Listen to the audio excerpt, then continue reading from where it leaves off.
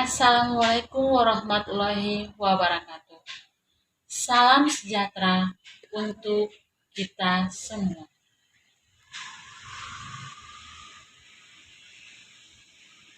Perkenalkan, nama saya Veronica O.C.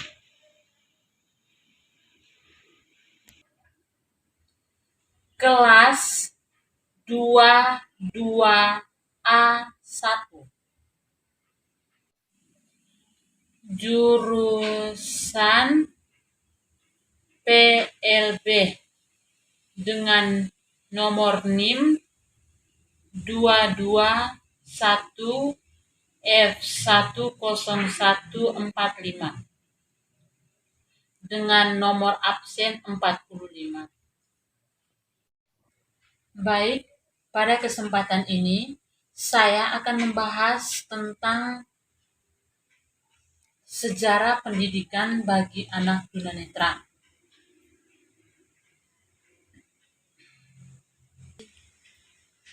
Video ini saya buat untuk memenuhi tugas mata kuliah pendidikan anak disabilitas tunanetra dengan dosen pengampu Bunda Sudi Hartatik SPD MPD. Sejarah pendidikan bagi tunanetra dibagi menjadi dua bagian. Yang pertama ada sejarah tulisan Braille dan Braille itu sendiri. Untuk sejarah pendidikan bagi tunanetra atau sejarah tulis Braille, pada tanggal 4 Januari 1809 adalah kelahiran Louis Braille, yang dimana diperingati sebagai Dunia Internasional atau Hari Braille. Betapa tidak, berkat kelahiran anak tunanetra asal Prancis ini, maka lebih dari 40 juta orang tunanetra di seluruh dunia dapat belajar membaca dan oleh karena dapat mengenyam pendidikan sebagai rekan-rekan yang awas. Usaha untuk menciptakan tulisan bagi tunanetra telah dimulai sekurang-kurangnya 16 abad yang lalu, ketika seorang cendekiawan tunanetra Jepang pada abad ke-14 mengukir huruf-huruf pada kayu dan mendirikan sebuah perpustakaan yang cukup besar untuk menyimpan kayu-kayunya itu. Hingga abad ke-19, orang-orang di Eropa masih memutuskan usaha untuk membantu bagaimana cara belajar anak tunanetra membaca dan menulis itu dengan membesarkan huruf Latin, Romawi dengan menggunakan tali-tali atau pemotong-pemotong logam, kulit kertas, tetapi hasilnya masih jauh dari memuaskan. Dari puncak keberhasilan usaha-usaha Louis Braille, seorang anak tukang sepatu yang menjadi buta akibat goresan pisau milik ayahnya. Louis Braille mendapat inspirasi bagi ciptaannya dari Kapten Charles Braille, seorang bekas perwira militer Napoleon. Dalam peperangan Napoleon, Braille menciptakan tulisan sandi yang terdiri dari titik-titik serta garis-garis timbul yang mana dinamakan sebagai tulisan malam. Dia menggunakan tulisan ini untuk memungkinkan para pasukan dalam membaca perintah-perintah militer dalam kegelapan malam dengan cara meraba menggunakan ujung-ujung jari. Meskipun ciptaan Braille ini telah terbukti berhasil dia menggunakan tulisan ini untuk memungkinkan para pasukan dalam membaca petunjuk-petunjuk dalam kegelapan malam dengan cara meraba dengan menggunakan ujung jari mereka. Meskipun ciptaan Braille ini telah terbukti berhasil dalam keperluan militer, tetapi tidak cocok untuk keperluan membaca dan menulis bagi anak tunanetra. Akan tetapi, ini menjadi petunjuk yang sangat berharga bagi Louis Braille ke arah apa yang sedang dia cari-carikan. Setelah pertemuan antara Louis Braille dan Charles Braille, Louis Braille selalu memanfaatkan setiap kesempatan yang ada untuk membuat titik-titik dan garis-garis pada kartu-kartu untuk berusaha menciptakan tulisan yang cocok bagi anak tunanetra atau orang tunanetra. Dia selalu mencoba setiap perkembangan tulisan itu kepada kawan-kawan yang tunanetra, menyadari bahwa jari-jari kawan-kawannya lebih peka terhadap titik daripada garis. Maka Louis Braille memutuskan untuk hanya menggunakan titik-titik saja, meskipun garis-garis baginya itu juga penting. Akhirnya pada abad atau pada tahun 1834, ketika Louis Braille berusia 20-an, sempurna sistem tulisan yang telah terdiri dari titik-titik atau timbul-timbul itu. Louis Braille hanya menggunakan 6 titik dominan sebagai kerangan sistem tulisannya itu. Satu-satunya beberapa dari 6 titik itu divariasikan letak sehingga membentuk sebanyak 63 macam kombinasi yang cukup untuk menggambarkan abjad, angka, tanda-tanda, matematika, musik, dan sebagainya.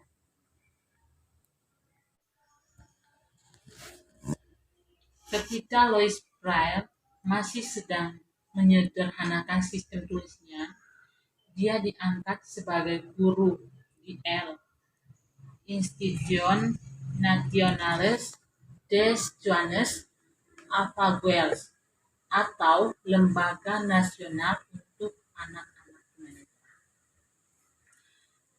yang didirikan di Paris oleh Monios Valentin Hauy pada tahun 1780.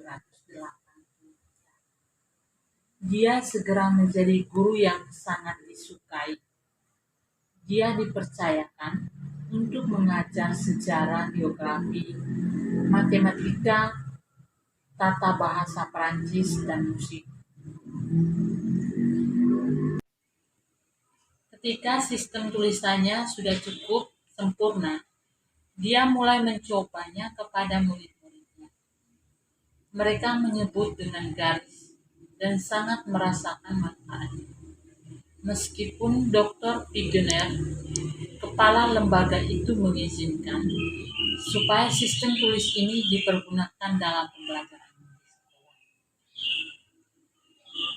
Namun, tak seorang pun di luar lembaga itu mau menerima keberadaannya, karena mereka belum pernah melihat betapa baiknya sistem tulisan ini. Mengajar tulisan yang berbeda dari tulisan umum dianggap sebagai suatu yang amat ganjil dan tidak masuk akal. Jadi, untuk masyarakat tidak menerima sistem yang dibuat oleh Louis Braille tersebut. Jadi ada penolakan.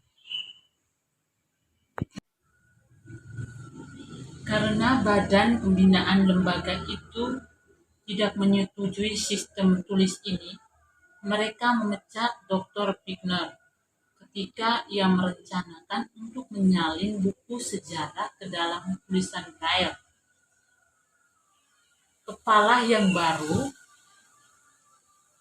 Mereka lalu mengangkat kepala yang baru yang bernama Dr. Dufaun. Dokter tersebut pun tidak menyetujui untuk sistem Braille itu dan melarang keras untuk menggunakannya. Karena murid-murid telah mengetahui betapa baiknya tulisan Braille tersebut, mereka juga ikut kecewa. Kenapa tidak menggunakan tulisan Braille itu?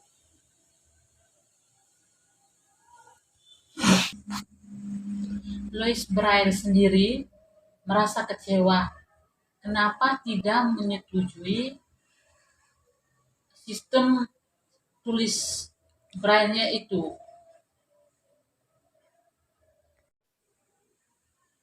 Lalu para murid ini meminta Louis Braille untuk mengajar secara diam-diam demi murid-muridnya itu. Louis Braille itu pun setuju, lalu mengajar di luar jam sekolah.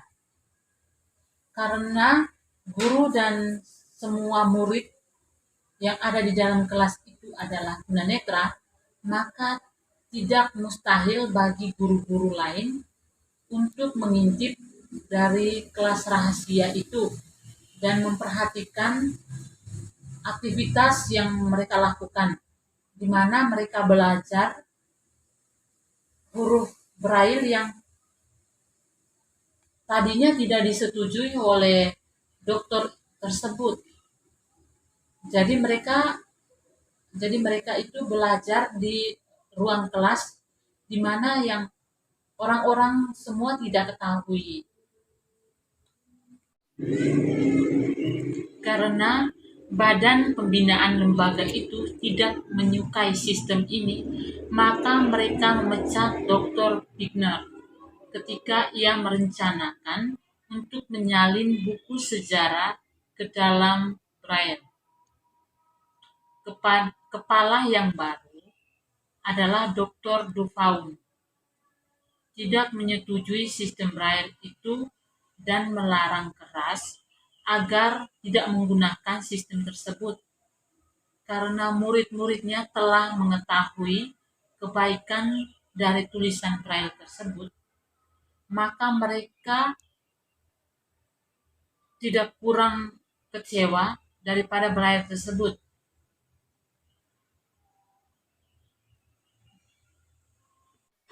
Kepala staf Dr. Guadet, karena sering mengamati pelajaran rahasia ini dengan penuh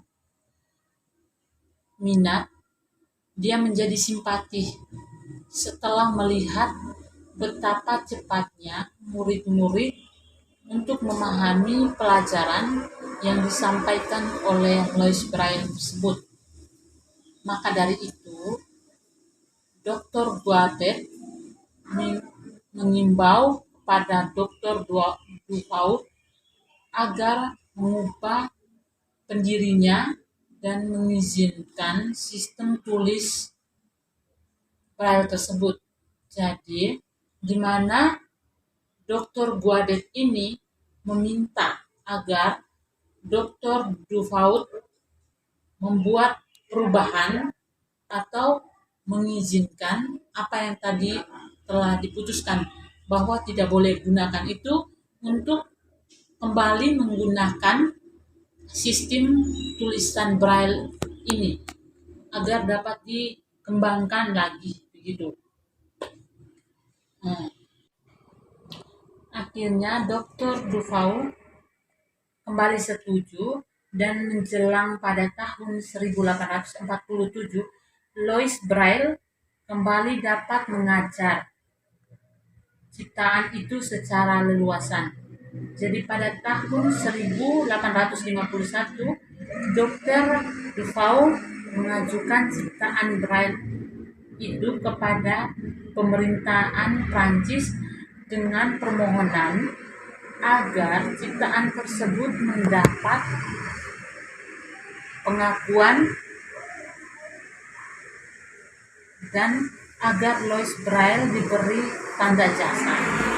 Tetapi hingga dia meninggal pada tanggal 6 Januari 1852, tanda jasa ataupun pengakuan resmi terhadap ciptaan itu tidak pernah diterimanya. Baru beberapa bulan setelah wafatnya, ciptaan Louis Braille itu diakui secara resmi di internasional tersebut, dan beberapa tahun kemudian di perguruan di beberapa sekolah tunanetra di negara-negara lain. Baru menjelang akhir abad ke-19, sistem tulisan ini diterima secara universal dengan nama tulisan Braille. Jadi hingga Louis Braille ini meninggal, tulisan Braille itu pun belum diakui oleh lembaga tersebut. Jadi setelah beberapa bulan setelah wafatnya, baru tulisan Louis Braille ini diterima di Institut National des Douanes Afghanes, yang dimana baru menjelang abad ke-19 diterima secara universal dengan dimana dinamakan sebagai Braille.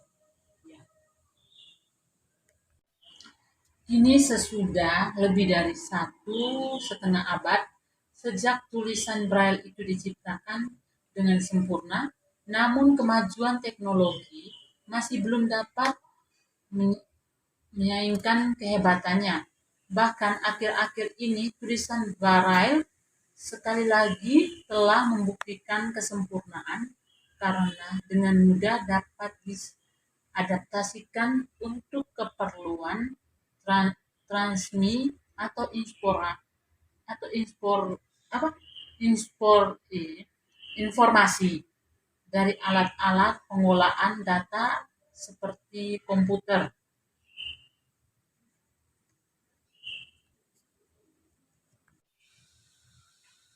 Untuk mengenang jasa Louis Braille tersebut, di mana jasa yang tak terhingga, pada tahun 1956,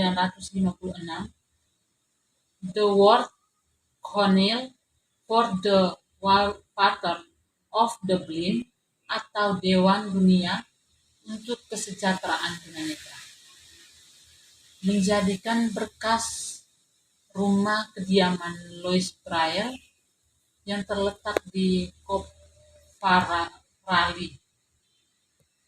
40 km setelah timur Prancis, sebagai Museum Louis Braille. Karena pada tahun 1984 WCWB melebar diri dengan International Federation of the Blind atau Federasi Tunanetra Internasional menjadi World Blind Union atau Perhimpunan Tunanetra Dunia. Jadi untuk kediaman Louis Braille tersebut kembali diakui, bahkan dijadikan tempat kediamannya itu sebagai museum untuk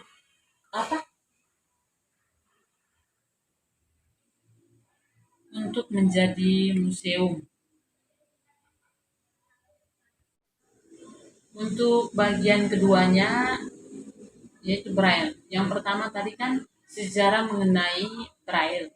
Sekarang Braille itu sendiri.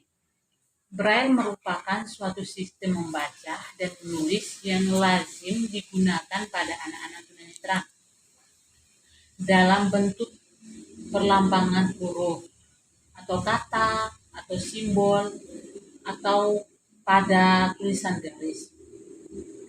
Tulisan Braille disusun dari sekumpul titik-titik atau timbul atau sel yang membentuk suatu formasi tertentu. Jadi Braille merupakan sarana utama dalam pendidikan bagi tunanetra.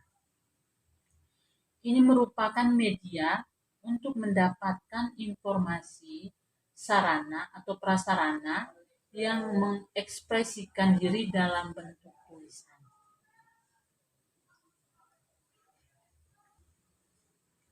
Ada dua buah alat yang digunakan untuk penulisan braille tersebut.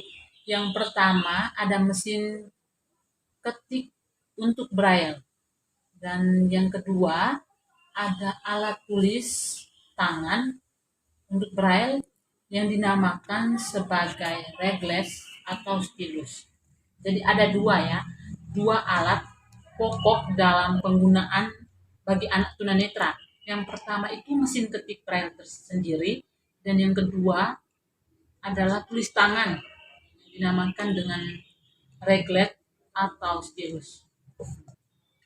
Pemanfaatan sistem penglihatan, muncul kenyataan bahwa sebagian besar anak tunanetra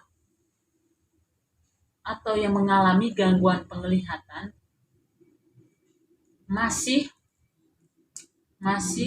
memiliki sisa penglihatan, maka terdapat suatu kecenderungan bahwa untuk anak tunanetra dapat kita dorong untuk menggunakan atau memanfaatkan sisa penglihatannya untuk melihat, begitu. Akhirnya Dr. Dufaul kembali setuju, dan menjelang pada tahun 1847 Louis Braille kembali dapat mengajar ciptaan itu secara leluasan. Jadi pada tahun 1851 Dr. Dufaul mengajukan ciptaan Braille itu kepada pemerintahan Prancis dengan permohonan agar ciptaan tersebut mendapat pengakuan dan agar Louis Braille diberi tanda jasa. Tetapi hingga dia meninggal pada tanggal 6 Januari 1852, tanda jasa ataupun pengakuan resmi terhadap ciptaan itu tidak pernah diterimanya. Baru beberapa bulan setelah wafatnya, ciptaan Louis Braille itu diakui secara resmi di internasional tersebut, dan beberapa tahun kemudian di perguruan di beberapa sekolah tunanetra di negara-negara lain. Baru menjelang akhir abad ke-19, sistem tulisan ini diterima secara universal dengan nama tulisan Braille. Jadi hingga Louis Braille ini meninggal, tulisan Braille itu pun belum diakui oleh lembaga tersebut. Jadi setelah beberapa bulan setelah wafatnya, baru tulisan Louis Braille ini diterima di Institut National des Douanes Alphaganès, yang dimana baru menjelang abad ke-19 diterima secara universal dengan dimana dinamakan sebagai Braille.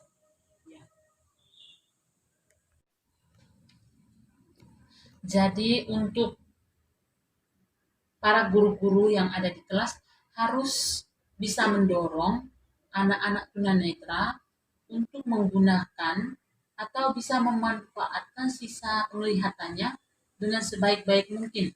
Karena sebagian besar anak tunanetra harus mampu membaca huruf Braille dengan alasan bahwa huruf cetak akan lebih cepat dapat melukiskan gambar serta lebih mudah untuk mendapatkan bahan bacaannya. Jadi untuk para guru yang di dalam kelas itu tuh kalau bisa lebih apa ya, lebih lebih lebih mendorong bagi anak-anak tunanetra tersebut agar mereka itu lebih memanfaatkan sisa penglihatan mereka, karena huruf braille dengan huruf cetak akan lebih cepat dapat melukiskan gambar-gambar serta lebih mudah juga untuk mendapatkan bahan bacaannya. Baik, terima kasih. Baik, sekian dan terima kasih. Inilah pembahasan saya mengenai sejarah pendidikan bagi anak tunanetra. Saya sendiri atas nama Veronica Ose, mohon maaf jika masih ada yang kurang. Salam, selamat siang untuk kita semua.